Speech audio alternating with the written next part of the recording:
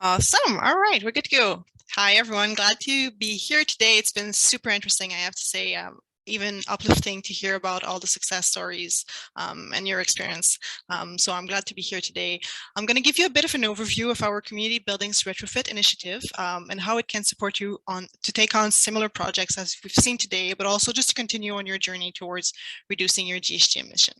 So I'm aware that this is going to be quite a bit of information to receive in about 10 minutes after what's been a really interesting but well-packed, session today. So I just want to start right off by telling you that if there's one thing I wish you'll remember from my presentation is that our team is here to support you in both planning and implementing sustainable development projects. So no matter the size of your community or the scale of your project, we're here for you.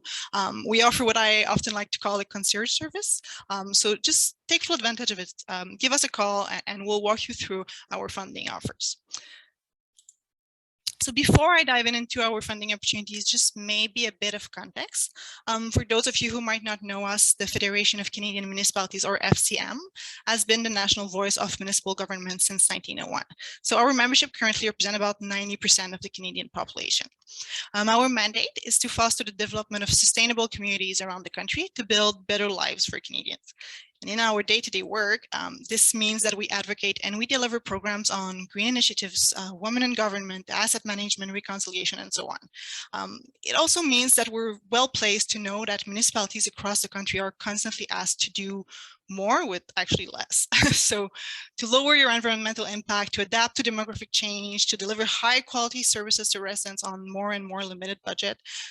And we understand that in time like these, especially now recovering from a pandemic, that it can be hard to keep basic services running, let alone find funds for needed upgrades to public infrastructure like ice rinks. So this is where the Green Municipal Fund comes in. The Green Municipal Fund is our largest program, and it's funded by the Government of Canada. It has a double mandate to first support municipal initiatives in sustainable development through funding, and also share knowledge, lessons learned through online resource, tools, training, peer learning activities. Actually, part of our capacity building team is here today with me, so not to put you on the spotlight, but my wonderful colleagues Robin and Marcel are here. Don't hesitate to reach out to them to learn a bit more about how the fantastic work that they are doing for capacity building.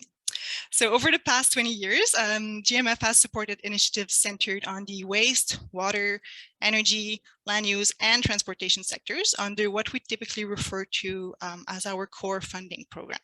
So in addition to this core funding, GMF's mandate also grew in 2019 to include 4 new initiatives: the community efficiency financing, the sustainable affordable housing, the community buildings retrofit, and the low carbon cities Canada, which all aim to achieve significant GHG reductions at the local level. So today, obviously, I'm going to be talking about the third one, our community buildings retrofit initiative. This one. I always forget the little animation.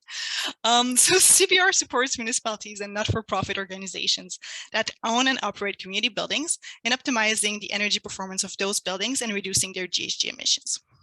So we define a community buildings as an enclosed public place that is owned by a municipal government or a not-for-profit that is primarily used for the purpose of providing athletic, recreational, cultural, and community programming, and to which the public is normally allowed access. So obviously ice rinks fit right in there. The CBR initiative is designed to support your municipality along the journey of optimizing the performance of your existing community buildings. So here it's important to know that we're happy to meet you where you're at with your project. And this means, for example, that if you already have a feasibility study in hand, you can come directly with your capital project. You don't actually need to do all the steps with funding from FCM. We're meeting you where you're at.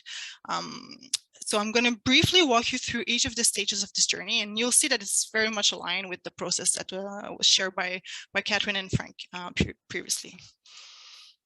So starting with the first step, which is understanding your building's performance.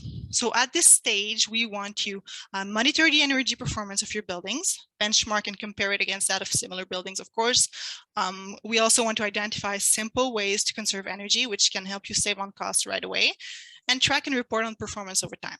So building monitoring and analysis will typically involve adopting a building energy management system. So to do so, you can apply for a grant up to $25,000 to cover up to 80% of eligible costs for establishing a building monitoring and analysis system. So just an important point here is that we will accept only one project per municipality. So it's really worth considering a portfolio of building to support the business case for ongoing monitoring and analysis system, and also to just take full advantage of the grant. So your portfolio of building doesn't need to be only community buildings. You can also bring administrative building, water plants, and so on. But we do need to see some community buildings as part of the portfolio. Thank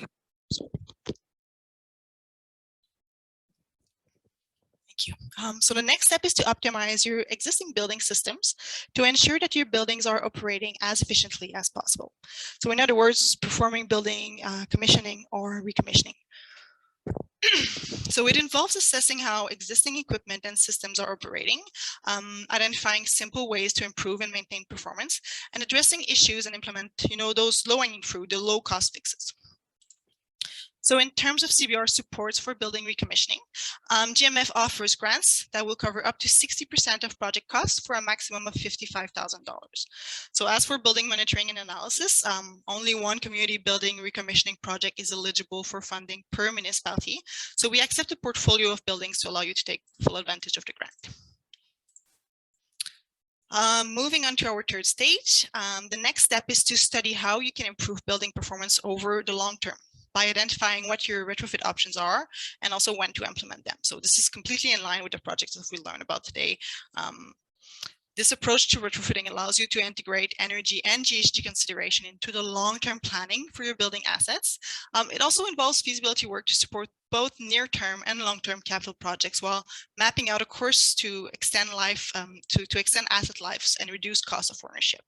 So I don't need to tell you, I'm sure that this is a very different approach from the standard way of doing things because the emphasis is really on the long-term thinking. So we want to identify not just what upgrades are the most appropriate, but also when you should go ahead to ensure that not only you're achieving GHG reduction, but also maximizing other cost benefits too.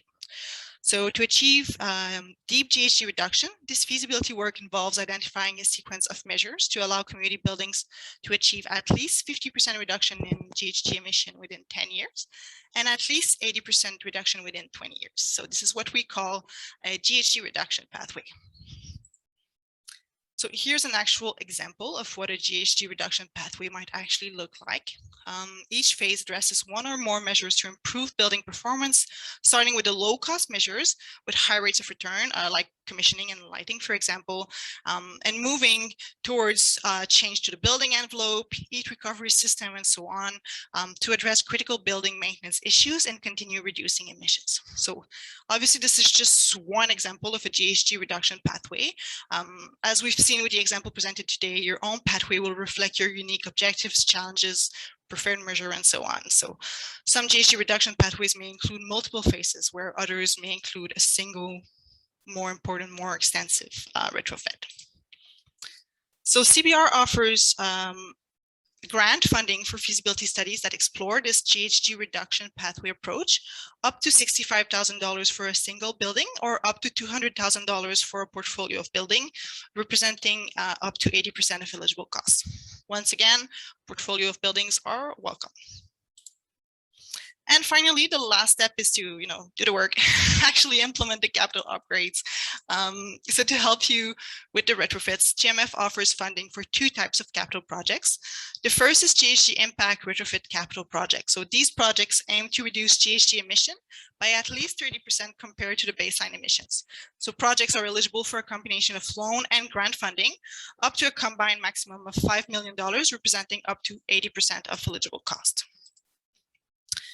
The second option for capital project is GHG reduction pathway retrofit stream. So the funding is available to support you in implementing one or more phases of a GHG reduction pathway as defined in either the feasibility study that you've done with us or an equivalent. But we really want to see, that pathway, the steps toward net zero. So similar to the previous type of capital project, we accept portfolios of building, and the total funding is a combination of loan and grant, up to $5 million and 80% of eligible costs. So the key difference here is that your funding application must include at least one retrofit phases identified in the pathway.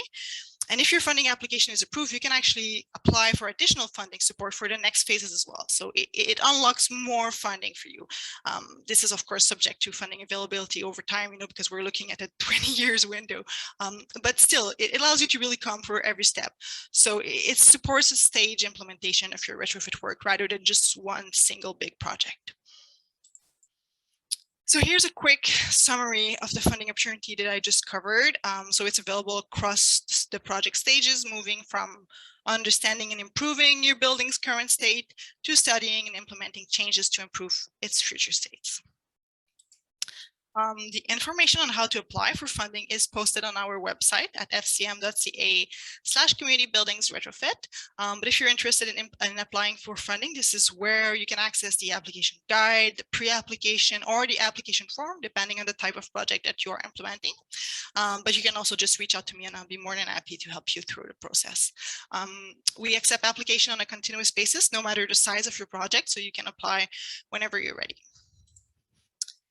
Just in terms of the evaluation process, you can see now on the screen the list of criteria that we look at when we evaluate a funding application. So we have 3 broad criteria: the impact, the implementation, and the transformative potential. So impact means that the project has the potential to generate measurable environmental benefits, as well as other benefits related to decreasing energy costs, supporting community benefits, and other sustainable practices. Implementation focuses on the project or the study approach. So is it designed holistically with a strong project management component? We're also looking at things like stakeholders engagement, risk management, work plan, and budgeting, and so on. And lastly, the transformative potential considers if the project exemplifies innovation and market transformation by demonstrating or adopting new or better solution and encouraging replication by other communities as well. So if you're interested in learning a bit more about this funding opportunity, I really just gave you a high-level view.